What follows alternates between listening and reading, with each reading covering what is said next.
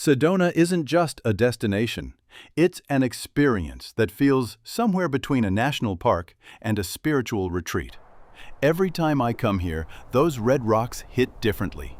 They glow at sunrise, shimmer at sunset, and make you feel like you've stepped into another world. But the real magic of Sedona?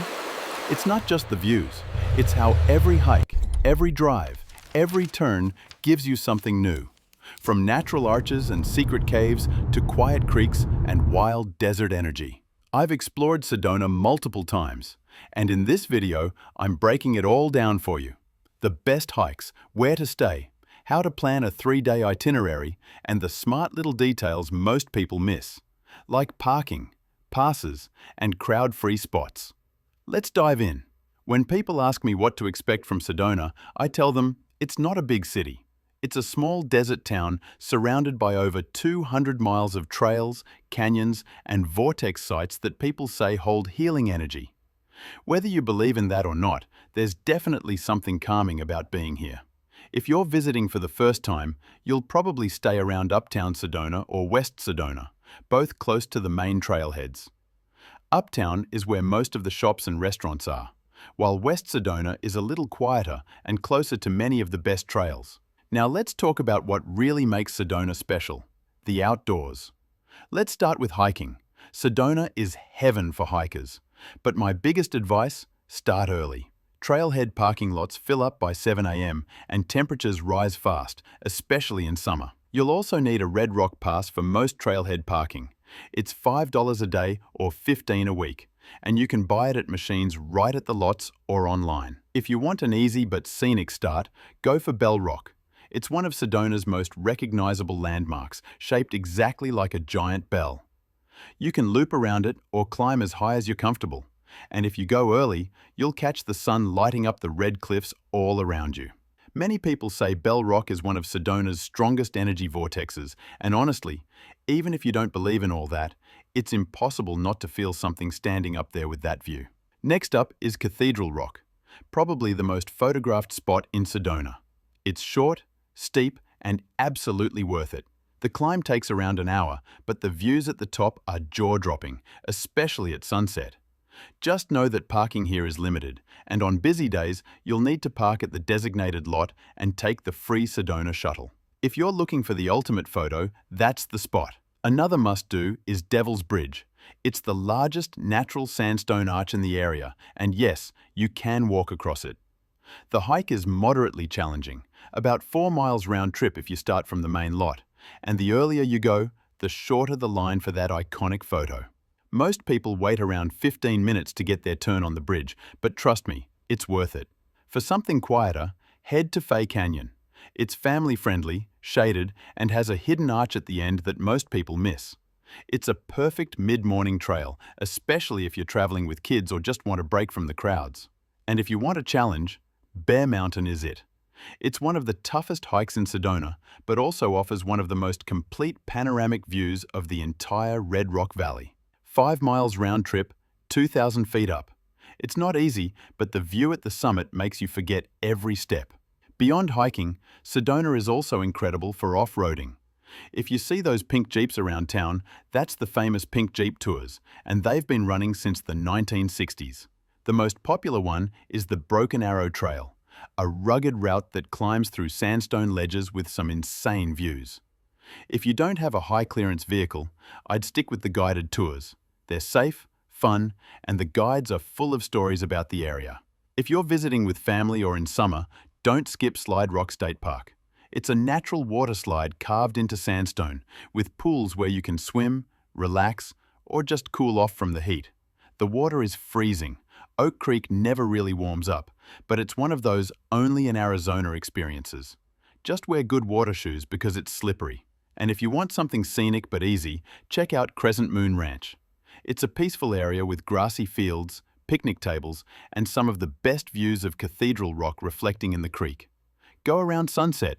It's quiet, golden, and perfect for photos. Sedona also has a really strong arts and cultural scene. Every first Friday of the month, local galleries open their doors for the Sedona Gallery Walk, with live music, wine, and new exhibitions. If you're visiting in October, don't miss the Sedona Plein Air Festival. Artists come from all over to paint outdoors, inspired by the landscape. And if you love film, the Sedona International Film Festival in February is a big deal. You might even catch a celebrity or two. Let's talk practical stuff. Sedona is small, but it's one of the most visited destinations in Arizona, which means parking and crowd management are key. Buy the Red Rock Pass in advance. If you're planning multiple hikes, the weekly one is the best value. The America the Beautiful Pass also works in many of these trailheads. For major spots like Cathedral Rock and Devil's Bridge, you can take the Sedona Shuttle, which runs Thursday through Sunday from free park and ride lots. For cell coverage, it's patchy once you leave the main roads. Download offline maps before you go, and always carry more water than you think you'll need. If you need help during your visit, the Sedona Visitor Center in Uptown has updated trail maps, parking info, and real-time road status. You'll also find details for traveler services, emergency numbers, and accessibility info in the video description, along with hotel and map resources. Now, let's plan your trip with a simple 3-day itinerary. Day 1.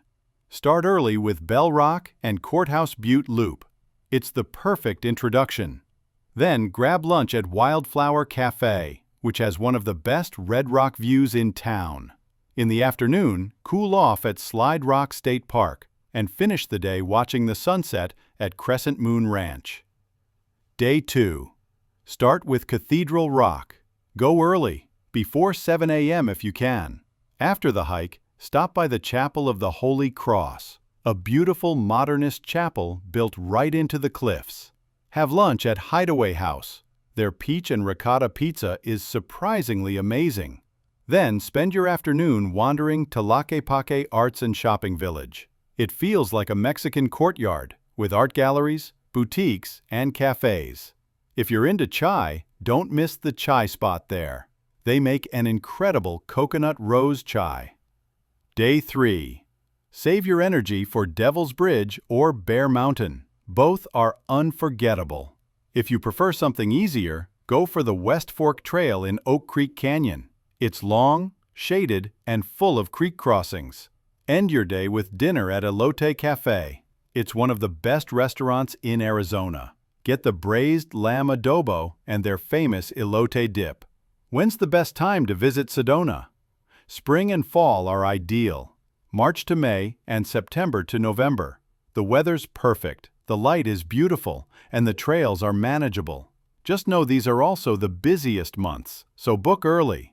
Summer can be brutally hot, often above 90 degrees Fahrenheit, but it's also cheaper. And if you plan early hikes and spend afternoons by the creek, it's still great. July brings afternoon thunderstorms, which are actually pretty spectacular. Winter is peaceful and quiet, with fewer crowds and even a chance of snow dusting the Red Rocks. It's a completely different vibe, calm and cozy. Food-wise, Sedona punches way above its size. My casual go-to is Fiesta Mexicana, authentic, family-run, and away from the main tourist area. For something fancy, Mariposa Latin-inspired grill is my top pick. Go at sunset, book ahead, and order the grilled steak or seafood.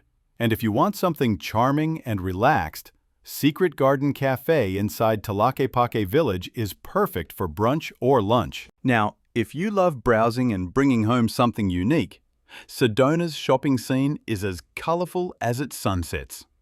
Start with Uptown Sedona, right at the intersection of 89A and 179. It's the town's vibrant core, full of galleries, local jewelry shops, sculptures, and cafes. It's one of those places you can easily spend hours wandering around, grabbing a drink, or people watching under those red cliffs. Perched just above Uptown, the shops at Hyatt Pinyon Point offer a more upscale mix. Boutique stores, galleries, and restaurants with sweeping Red Rock views. A bit further south, on the banks of Oak Creek, you'll find Tlaquepaque Arts and Crafts Village, one of my favorite places to just slow down. The cobblestone walkways, Spanish-style arches, and shady sycamore trees make it feel like a European courtyard dropped in the desert.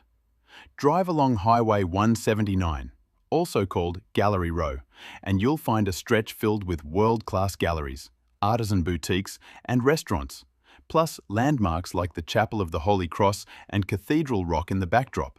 If you go further south to the village of Oak Creek, you'll find smaller markets, art shows on weekends, and a more local vibe, perfect for unique handmade souvenirs. And yes, Sedona even has its own wine scene. If you enjoy good wine and gorgeous scenery, the Verde Valley Wine Trail is worth exploring. 3 places I personally recommend. 1. Dia Ranch, a family-owned vineyard with a laid-back vibe and live music on weekends. 2. Verde Adventures, where you can actually combine kayaking with wine tasting. 3. Wine and Wisdom Tours. If you prefer a guided experience that connects local history with each tasting, you'll find all details for these wineries and tours in the description below. Where to stay? If you want something modern with views, I love Sky Rock Sedona. Great location, reasonable price, and that red rock panorama from your balcony. For something cozy, Arabella Hotel is family-friendly with a pool and easy access to trails. If you're in the mood to splurge, go for L'Auberge de Sedona or Enchantment Resort. L'Auberge sits right on the creek, quiet, luxurious, perfect for couples. Enchantment is tucked into Boynton Canyon, with hiking trails starting right from the property. You'll find all details in the description below. If you're driving in, Sedona is about 2 hours north of Phoenix, 5 hours from Las Vegas, and around 7.5 from Los Angeles. From Phoenix, take I-17 north, then exit onto SR 179. That's the scenic route that leads straight into Sedona's Red Rock country. If you're coming from Flagstaff, take SR 89A through Oak Creek Canyon. It's twisty, dramatic, and one of the most beautiful drives in Arizona. Now, a few quick cautions before you go. Sedona's trails can get dangerously hot in summer. Start early, wear a hat, and bring electrolytes. Avoid climbing slick rock when it's wet. It's much more slippery than it looks, and if you're planning drone shots, check the rules. Most areas near the wilderness zones are no-fly zones. Also, parking fines here are steep. Don't park along the highway shoulders. It's better to use the shuttle or plan your day around the busiest trailheads first. And that's Sedona. Red rocks, deep canyons, starry nights, and one of the most beautiful small towns in America. Every time I leave, I tell myself I'll be back, because Sedona has this balance of wild adventure and peaceful energy that's hard to find anywhere else. If this video helped you plan your trip, hit subscribe. I drop practical guides like this every week. You'll find links below for the 3-day Sedona itinerary PDF, custom Google map with hike pins, parking and traveler info, and official resources for the Red Rock Pass and local wineries. Sedona is short drives, long views, and big skies. Plan smart, go early, and you'll find those quiet corners between the crowds. See you on the trail.